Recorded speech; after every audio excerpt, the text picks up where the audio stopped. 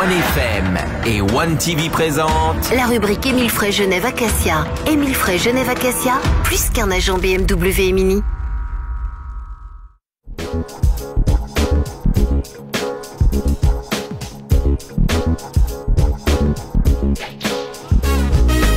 Soyez les bienvenus dans la rubrique Émile Frey Genève Acacia. On est fin avril, on va vers les beaux jours et on va parler climatisation du coup ce soir avec Alexandre Farago, directeur d'Émile Frey Genève Acacia. Salut Alexandre. Salut, bonsoir à tous. Et David Rodriguez. Bonsoir David. Bonsoir à tous. Chef de vente de chez Mini. On est bien dans une Mini, il y a la clim pour l'été, là on peut y aller. Il y a les modèles cabriolet aussi, donc on est carrément la tête à l'air. Bien sûr que si, justement. Même avec un cabrio. David va t'expliquer.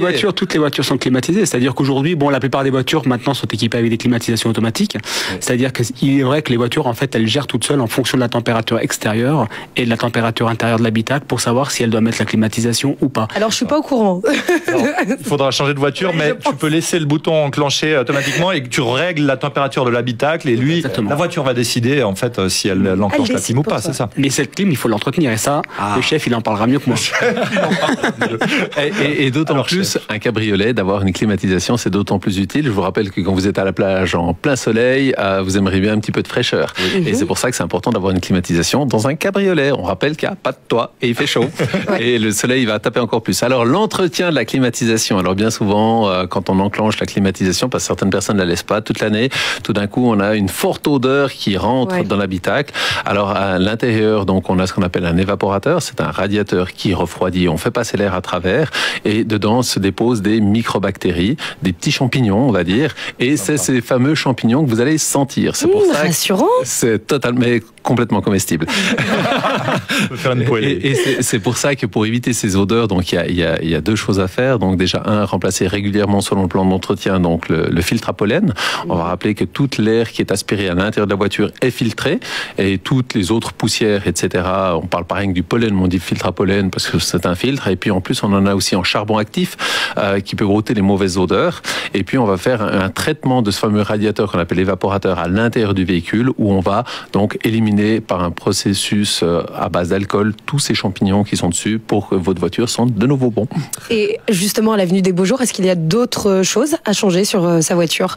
Alors on va pas oublier qu'on a passé un hiver, vos balais d'essuie-glace, de temps en temps en été il pleut aussi et on conseille de remplacer également les balais d'essuie-glace. À ce titre, on va rappeler que chez BMW pendant 3 ans, vous avez donc 2 changements de balais d'essuie-glace par année qui sont pris dans le prix de la voiture, donc ils sont compris dans la méthodologie d'entretien. Un pour l'hiver, un pour l'été. Absolument, parce qu'il ne faut pas oublier que vous êtes passé sur la glace ou sur la neige, ça essuie plus très bien. Je crois savoir qu'il faut aussi remplacer le liquide antigel. Alors absolument, l'antigel doit être remplacé selon le plan du constructeur et l'antigel est aussi efficace en hiver, évidemment pour pas que ça gèle, qu'en été, parce que l'antigel a un pouvoir refroidissement qui est beaucoup plus grand que l'eau.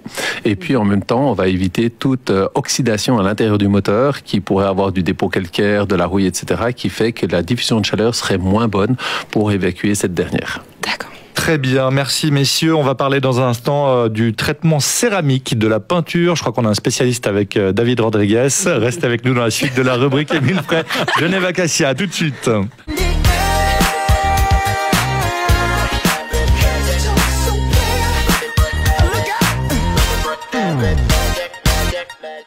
De retour dans la rubrique Émile Frey Genève Acacia, on a envie que notre voiture soit la plus belle pour les beaux jours qui arrivent et justement pourquoi ne pas lui offrir un petit traitement à la céramique pour la peinture. Alors ça, il faut nous expliquer ce que c'est et à quel moment ça se fait ce traitement céramique, David. Alors le traitement céramique, c'est un traitement en fait qu'on peut faire. Alors il convient de le faire une fois que quand le véhicule est neuf en fait. On peut pas le commander d'usine, ce traitement céramique. Donc on le fait idéalement quand le véhicule est neuf, parce qu'il est vrai que si le véhicule a beaucoup de petites rayures ou des micro-rayures, c'est vrai que les micro-rayures vont ressortir. Donc l'avantage de ce traitement céramique en fait, c'est qu'on va protéger la carrosserie en fait des agressions extérieures et on va donner aussi un peu comme cet effet d'eau qui perle sur la carrosserie. Une fois qu'on l'a nettoyée, elle est beaucoup plus facile à nettoyer. Donc c'est lustré en fait. Lustré. Un peu comme moi. David Rodriguez. Aussi, là. Exactement. Donc un peu avec ces gouttes qui perlent, en fait, ça demande beaucoup moins d'entretien au niveau de la carrosserie. Et c'est vrai que les agressions extérieures, les coups de portière et tout, on les dénote tout de suite un peu moins. Ça fait une fine couche en fait qui protège la carrosserie. Autre sujet maintenant pour les pompes à essence, on voit par exemple des indicateurs 95, 98, 100. On est peut-être un petit peu perdu. Par exemple, Hervé pensait que c'était l'année. Quand il voyait 95, je pensais que c'était 1995, 1998. 98 est un excellent millésime. À quoi ça correspond en vrai? Alors le chef, il vous expliquera mieux que moi, mais c'est vrai que ça correspond en fait ça n'a rien à voir avec les années. C'est un indice d'octane en fait, et certains moteurs qui sont des moteurs très performants, il convient quand même de respecter en fait cet indice d'octane. Il va vous expliquer mieux que moi. Alors techniquement, un moteur à essence peut faire ce qu'on appelle du cliquetis, c'est-à-dire une autocombustion du mélange et qui n'est plus forcément allumé que par la bougie. Et puis en fait, là, on fait une propagation d'inflammation qui est importante au niveau du piston qui peut amener jusqu'à sa rupture. C'est pour ça qu'en mettant une essence qui résiste à ces points d'inflammation qui sont plus hauts, à ce taux de compression qui est plus haut, va éviter ce genre de choses. C'est pour ça que quand vous ouvrez votre trappe à essence, eh bien dedans il y a marqué la spécification minimum admise par le véhicule. Par exemple 95, 98, 100. Ouais. En général, plus la voiture est une sportive et plus on doit augmenter le nombre d'octanes. Tout à fait. Étant donné nos modèles M, par exemple, là, c'est du 98 qu'il faut mettre dedans. Mais est-ce que si on a un véhicule tout à fait normal, qu'on souhaite lui offrir quand même une essence de meilleure qualité, est-ce que ça sert à quelque chose ou pas du tout, si c'est un véhicule fait pour du 95 octanes? Alors ça, je dirais que chacun fait sa petite expérience par rapport à ça. C'est un sujet qui est un petit peu difficile. Alors, la consommation d'essence...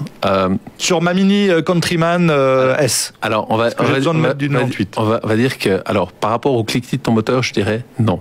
Maintenant, par rapport aux spécifications du constructeur. Maintenant, ce qui va déterminer la consommation d'essence, c'est ce qui se trouve entre le volant et le siège.